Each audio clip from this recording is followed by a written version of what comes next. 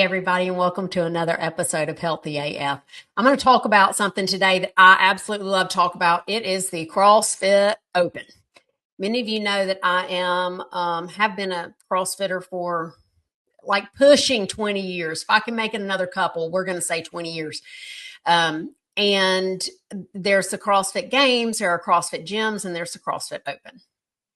If you don't know or you're not familiar with the CrossFit Open is an event that CrossFit gyms put on every year that is a global event where everyone in CrossFit can sign up, whether they just started or they've been doing it for 20 years and they're past their prime, or if they're just getting into CrossFit, they're still excited and still learning new movements. Everybody can sign up to do basically a competition. We do the same workout every week. All the gyms do the same workout every week. And then we compare basically how well we did. And you can expect in the Open to see workouts come out with movements maybe that you don't do so well or are really technically challenging or you don't practice on the daily. And you can expect during the Open that you'll have a judge stand beside you and count your reps. Now, this is important because counting your reps means they're looking to see if you're doing the movements to certain standards. So you've got a person right beside you giving you feedback on how you're doing that movement in real time. So why is this important? And why did I want to talk about this on a general health podcast? Because what I love about the Open is that it is a scheduled time once a year where a whole community has an invitation to check and see actually how well they move and risk trying new things. Risk trying new things and really check to see how are you moving. Now, a perfect example on how you're moving might be a squat. In CrossFit, when we do the Open, we look for a full range of motion, which would be standing up straight and tall, and then squatting down with your hip crease below your knee. And that's what would count as a full range of motion squat. So if you're in the gym and you're doing your squats, every day for however many months, 11 months, and nobody's watching you, you might not know that when you get tired, your squats aren't as deep. Or maybe when you go fast, you don't stand all the way up. But in the Open, there's someone beside you to let you know whether or not you completed the full movement. And I call that getting a mouthful of truth. See, when we actually stop and look at what we're doing, we look at the truth of what we're doing. Now, this applies to so many more things than CrossFit. And of course, y'all know me. I love to learn about life through sport. And there's a lot of things to learn about yourself and others and our relationships in a CrossFit gym. A lot. So when we look at really what the truth is on our movement, you can also look at what really is the truth on your diet. What happens when you write down what you eat? Now, I know that some of y'all have tried this, and many of my clients have. I love this one, right? Like nobody really, we think we're having so much protein, but then I'm like, okay, great. Well, let's just keep a food journal. Just write down what you eat and we'll see the truth. And it turns out actually no, that they're only having 10 grams of protein for their breakfast. They're not eating any more the rest of the day, right? Or that 3-ounce size of chicken portion they think they're having. Actually, when they weigh it out, it's like 5 ounces. I had this with a client one time who was working on her nutrition, and we discovered that when we really got truthful about all the things that went into her body, including her water intake and, the snacks and tastes and all that kind of thing, that she was going to the candy bowl at her work where the receptionist was, like between clients. And sometimes when she was stressed or sometimes she just wanted to chat, and she'd pick up 2 or 3 of those the little tiniest tiny Snickers or, Milky Ways or whatever it was. And we counted up how many calories of sugar she was getting, how many grams of sugar and how many calories she was getting in a day of these tiny little candy bars. And when we looked at that truth, all of a sudden she was like, oh my gosh, I had no idea. These things happen when we sort of peel back the layers and look, and we're truthful with ourselves. And sometimes it's really surprising. I can't tell you how many athletes who are great athletes and really move well, that when it comes right down to it and we're doing the open and I'm judging them, they're getting no rep because they're not completing the full movement and they don't even know. So let's talk about the truth a little bit, because there's something else that we need when we start peeling back layers and looking at truth. And I've talked about this a lot. I say it every podcast. We need a little grace, because sometimes the truth is uncomfortable. I can tell you from judging many, many, many athletes during CrossFit Opens and CrossFit competitions, sometimes they're not real comfortable with me telling them, no, you did not get your fanny bottom down low enough.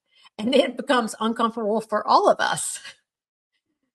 The truth can sometimes be rattling.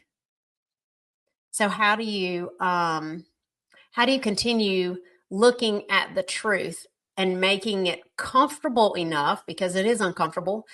How do you make it comfortable enough so that you'll continue looking at the truth, right? Because if we look one time and it's painful and we just don't go back there again, that's not going to propel our growth.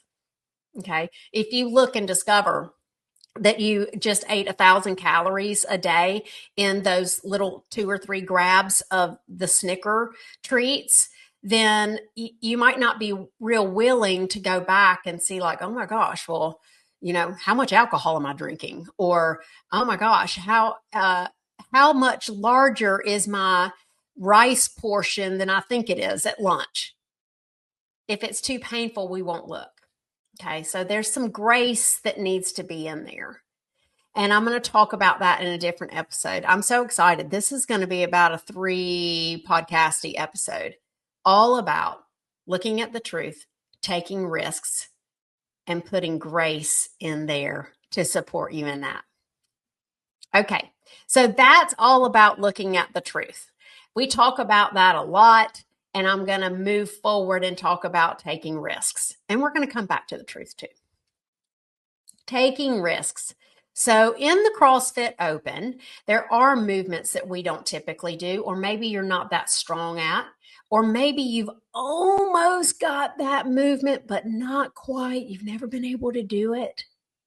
And then the Open comes and the adrenaline is pumping, and your coaches and fellow teammates and co-athletes are beside you, and they're like, you can do it, go. And all of a sudden, you get that first movement. Oh, what a joy. Or flip side, you don't get it.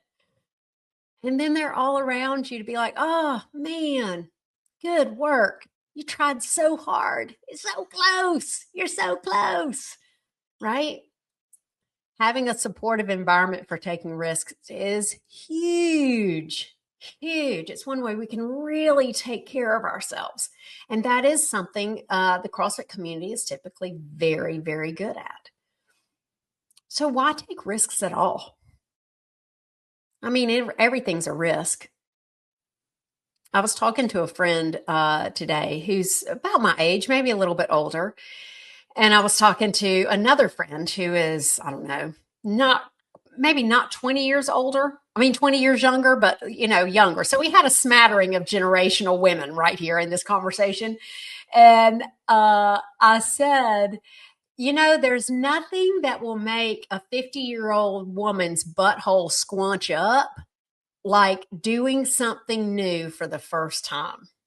And the lady who is a little bit older for me gave me that look like, oh yeah. And the younger lady was like, well, I don't know. So I think, when we're in different life stages, risk hits in different ways.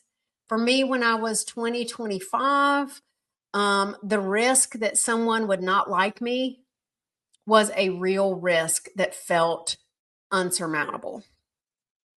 But the risk of traveling internationally by myself was like, okay, no worries.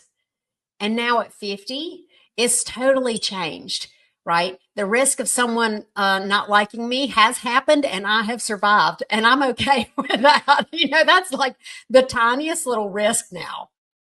But the risk of me traveling internationally by myself is like, oh, this just feels so uncomfortable now. Yeah. So why take risks anyway? Risk grows us. Trying new things, not knowing if we're going to succeed or fail, there is a mountain of growth there. And so, what gives us the resilience to risk something that we very well might fail at?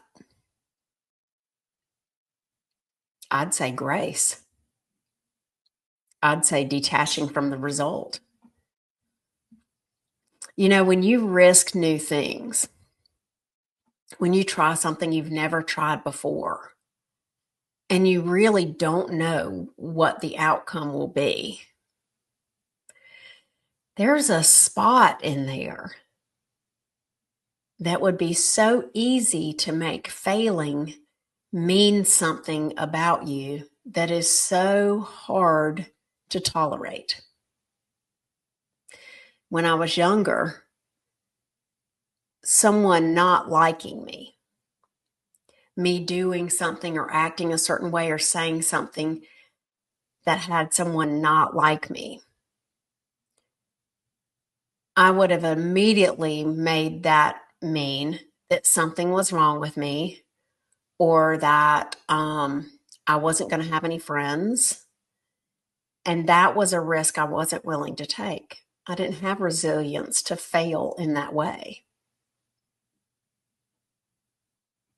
I'm so glad I'm not her anymore. I'm so glad that I've evolved through that. So there's that fear of what it means when we fail. And to risk something is to open the door to failure.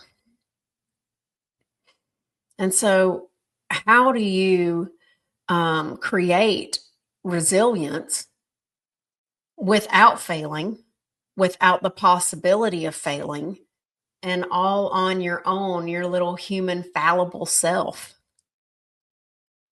I say grace. I say it's pulling on that spirituality, that connection, wherever you find it, whether it's in your church or through your friends. I'll tell you what, there's a lot of grace in a good CrossFit gym. When you have 10 people standing around you as done your very, very best and failed, and you're, flung out on the floor, and you got 10 people coming around you to give you a high five, even though you can't lift your arm. Boy, that's a lot of grace. And it's so easy to have that encapsulated in a gym community. Not easy to have that encapsulated sometimes in our homes, in unknown social situations. But there's resilience to be had in trying. So 2 ideas for today. Get truthful with yourself about really how you're moving, how you're eating, how you're sleeping, how you're relating to other people, who you really are. What excuses are you giving yourself? Where are you not being compassionate with yourself? Where you are afraid to try? And then go try something new. Risk something.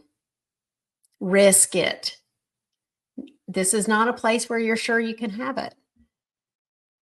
Do something that you're really not sure how the outcome is going to go. I mean, you don't have to be jumping off a, building,